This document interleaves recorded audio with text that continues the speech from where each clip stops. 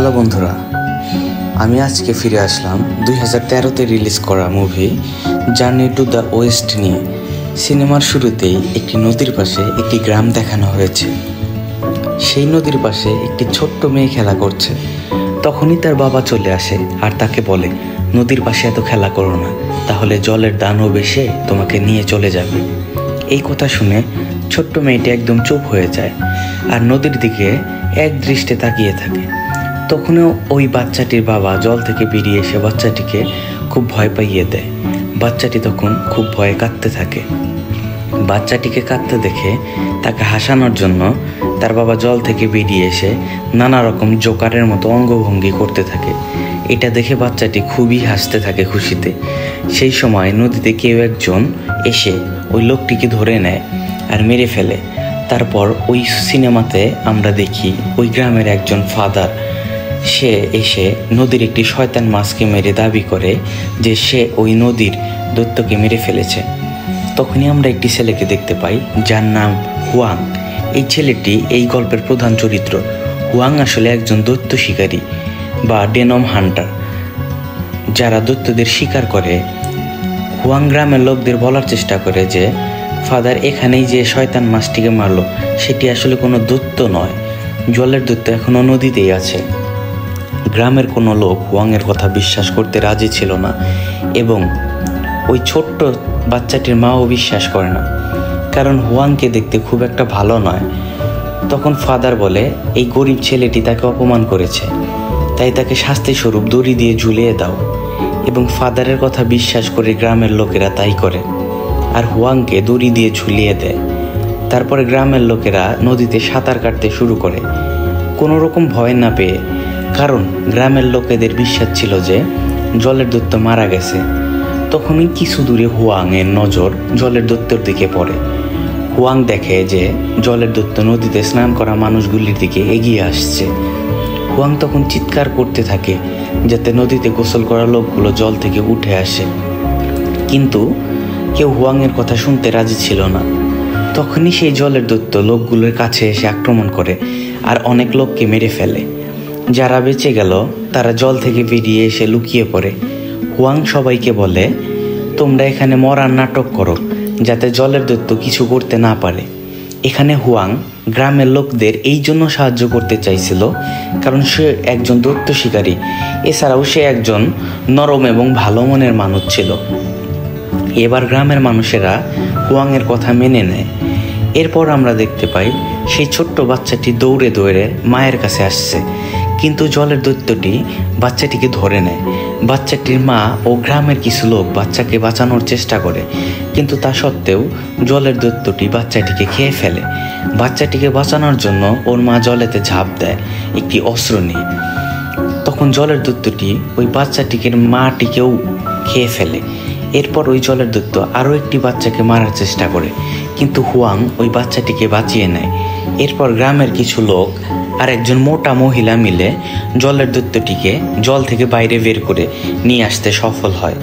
এরপর জলের দৈত্যটি মানুষের রূপে চলে আসা হুয়াং ওই জলের দৈত্যকে সামলানোর জন্য বুদ্ধদেবের ছড়া গান শোনায়, কিন্তু জলের ওই দৈত্যটিকে কন্ট্রোলের বাইরে চলে যায় আর হুয়াংকে মারতে থাকে। তখনই ওখানে একটি মেয়ে আসে যার নাম ডুয়ান।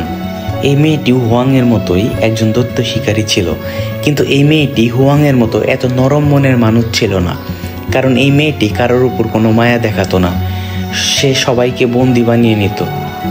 তখন জুয়ান জলের ওই দৈত্যটিকে খুব মারতে থাকে আর নিজের জাদু বলে তাকে এই দৈত্য পুতুল বানিয়ে ফেলে।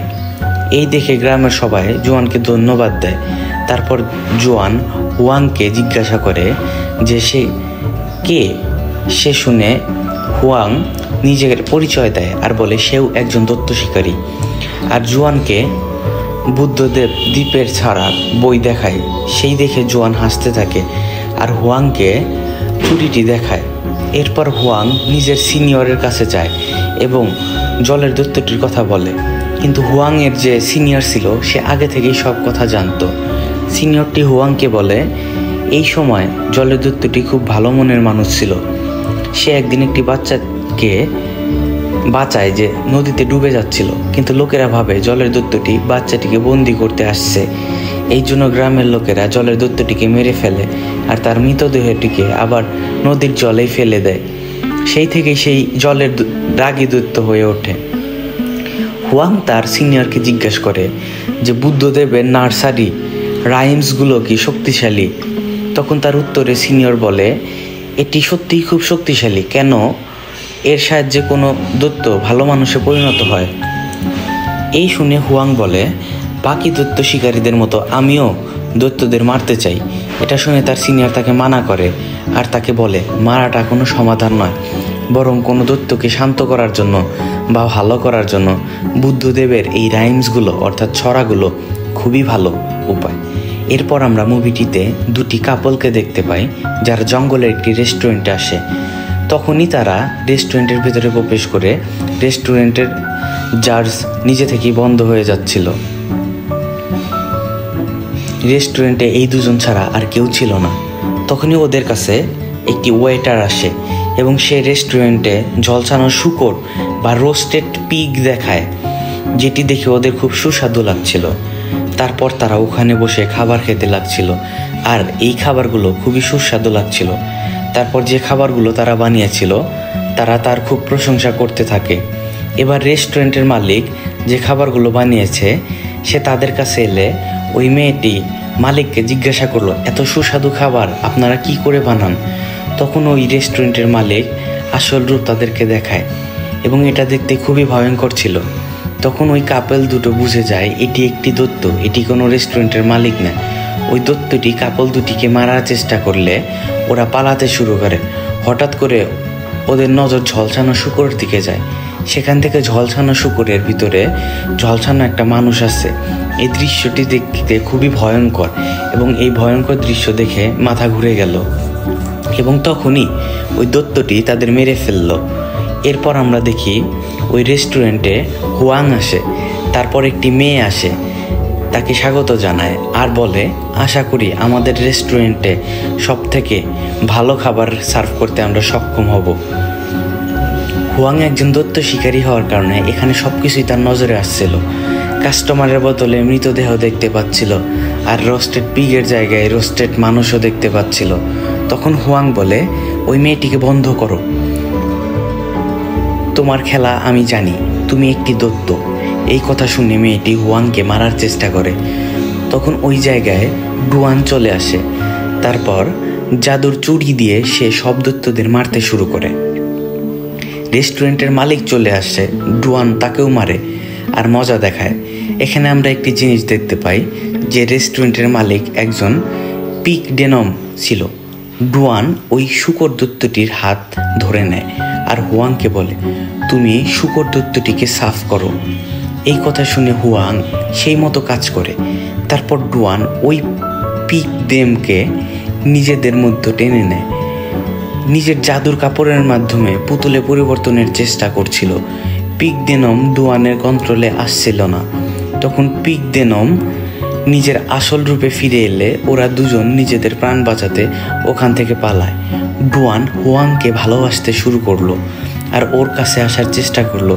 হুয়াং ওখান থেকে পালিয়ে যায় এবং হুয়াং তার সিনিয়রের সাথে দেখা করে এবং গত রাত্রের সমস্ত ঘটনা খুলে বলে। সেই শুনে সিনিয়র তাকে বলল, আমি জানি ওটা একটা পিগ ডেনম। একসময় ও খুব ভালো মনের মানুষ ছিল, কিন্তু ওর বউ ওকে ধোঁকা দিয়েছিল। তারপর থেকেই ও একজন পিগ ডেনম হয়ে গেছে। তুমি যদি চাও ওই পিগ ডেনম শান্ত হোক, তাহলে তোমার সব থেকে বড় দৈত্যর সাথে দেখা করতে হবে, যে কিনা সবচেয়ে শক্তিশালী দৈত্য। এ শুনে হিয়াং জিজ্ঞাসা করে, ওটা কেমন দৈত্য? তখন তার সিনিয়র তাকে বলে, সব থেকে বড় আর শক্তিশালী দৈত্য হলো বানর রাজা বা মানকি কিং, যাকে কিনা বুদ্ধদেব 500 বছরের জন্য পাহাড়ের গুহায় আটকে রেখেছে। হুয়াং জিজ্ঞাসা করে, বানর রাজা কি সত্যি ওখানে থাকে? তখন সিনিয়র ওই পাহাড়ের অবস্থান হুয়াংকে বলে আর বলে, ওখানে একটি বড় বুদ্ধদেবের মূর্তি আছে, যার পাশে একটি গুহায় বানর রাজা আছে। তাছাড়া সিনিয়র আরও বলে যে বানর রাজা শক্তিশালী হওয়ার সাথে সাথে চালাক এবং ধূর্ত।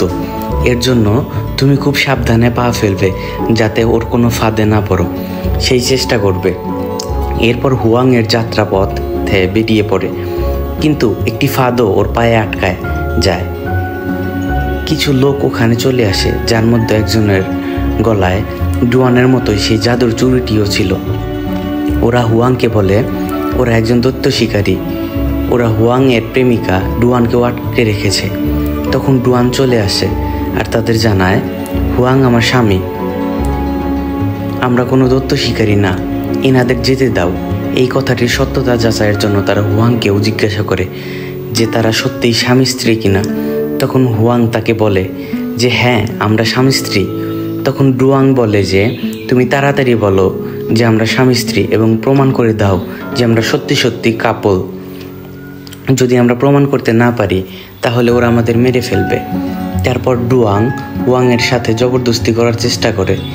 সেই সময় সবার সামনে ডুয়ানের মুখ থেকে সত্যি কথাটি বেরিয়ে আসলে আসলে ওখানে যত লোক ছিল সবাই ডুয়ানের সাথে ডুয়ানের সম্পূর্ণ নাটকটা করেছে হুয়াংকে কাছে টানার জন্য, কারণ ও হুয়াংকে খুব ভালোবাসে।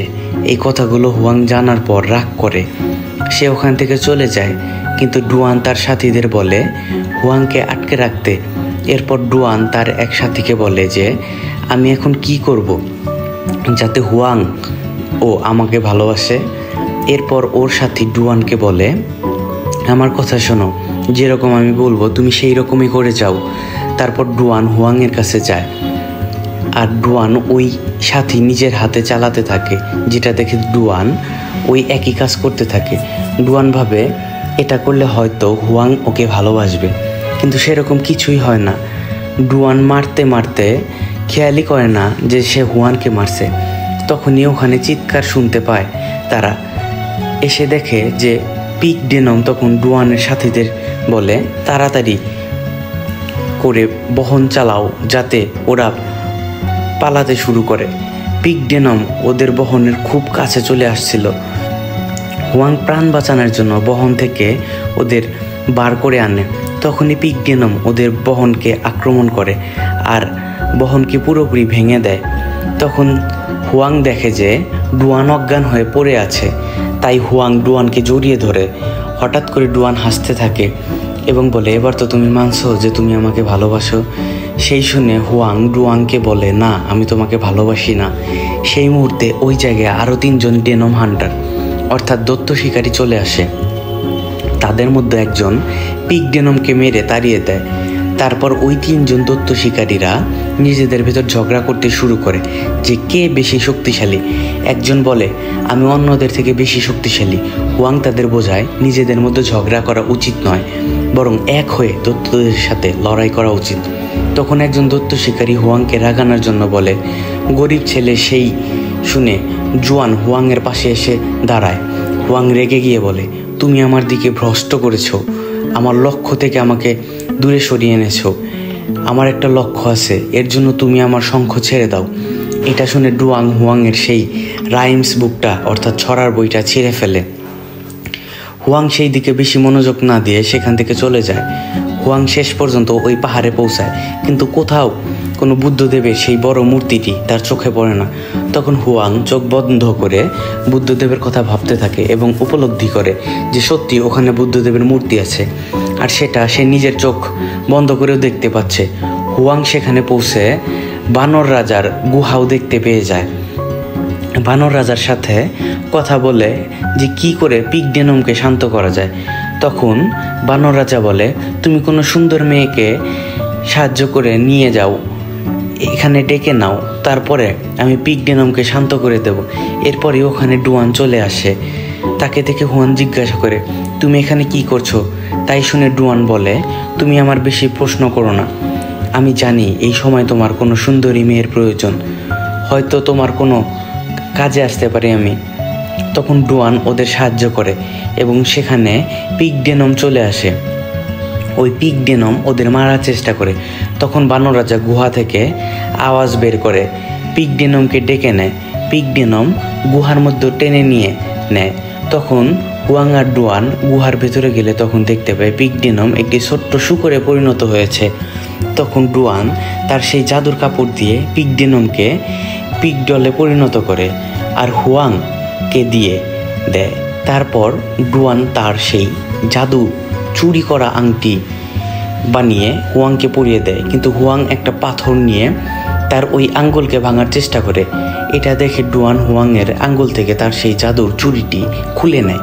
ওই রাইমসের বইটি হুয়াংকে দিয়ে বলে, আমি পড়তে পারি না, তুমি বইটি জোড়া লাগাতে আমার 3 দিন সময় লেগে গেলে যদি আমার কোনো কথা তোমার খারাপ লাগে তাহলে আমাকে ক্ষমা করে দিও। এই বলে ডুয়ান ওখান থেকে চলে যায়। হুয়াং ওখান থেকে চলে যেতে লাগে। সেই সময় গুহা থেকে বানর রাজা ডাকতে থাকে। হুয়াংকে জিজ্ঞাসা করে, আজ কি পূর্ণিমা? হুয়াং বলে, হ্যাঁ আজ পূর্ণিমা।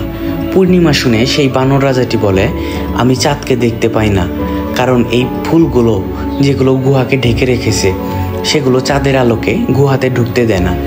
সেই কথা শুনে হুয়াং ফুলগুলো ছিঁড়ে ফেলতে লাগে।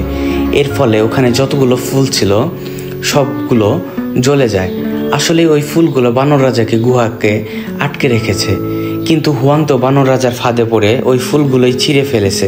তাই বানর রাজা বুদ্ধদেবের গুহা থেকে স্বাধীন হয়ে যায় এবং নিজের রূপে ফিরে আসে। বানর রাজা বাইরে এসে বলে, আমি এখানে পুরোপুরি স্বাধীন, আর ওই বুদ্ধ আমার কিচ্ছু করতে পারবে না। কিন্তু হুয়াং বলে, তুমি ভুল করছো, বুদ্ধ এখানে আছে। এই বলে সে বুদ্ধের ব্যাপারে ভাবতে শুরু করে। সেই দেখে বানর রাজা হুয়াংয়ের সমস্ত চুল ছিঁড়ে ফেলতে লাগে আর বলে, তোমার এই বুদ্ধ মিথ্যা, তোমার এই চিন্তাও বুদ্ধের ব্যাপারটা মিথ্যা, কারণ বুদ্ধ এখানে এসে তোমাকে বাঁচাতে পারবে না। তখনই ওই 3 জন দৈত্য শিকারী চলে আসে আর বানর রাজাকে মারার চেষ্টা করে, কিন্তু বানর রাজা তো খুবই শক্তিশালী ছিল, তাই 3 জন দৈত্য শিকারী মিলে তাকে মেরে ফেললে। এরপর হুয়াংকেও মারার চেষ্টা করে। সেই সময় ওরা ডুয়ান চলে আসে, কিন্তু বানর রাজা তো খুবই শক্তিশালী, তাই সে ডুয়ানকেও মেরে ফেলে। ডুয়ানকে মৃত দেখে হুয়াংয়ের খুব কষ্ট হয় আর ডুয়ানের পুরনো স্মৃতিগুলো মনে করতে থাকে আর ভাবে, ও আমায় কত ভালোবাসতো।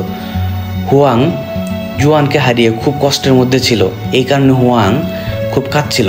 তখন বানর রাজা হুয়াংয়ের মৃতদেহ বাতাসে ছুঁড়ে ফেলে দিয়ে গায়েব করে দেয়। তখন হুয়াং বুদ্ধের ব্যাপারে ভাবতে শুরু করে এবং বুদ্ধ নিজের শক্তি দিয়ে বানর রাজাকে ভালো মানুষে পরিণত করে।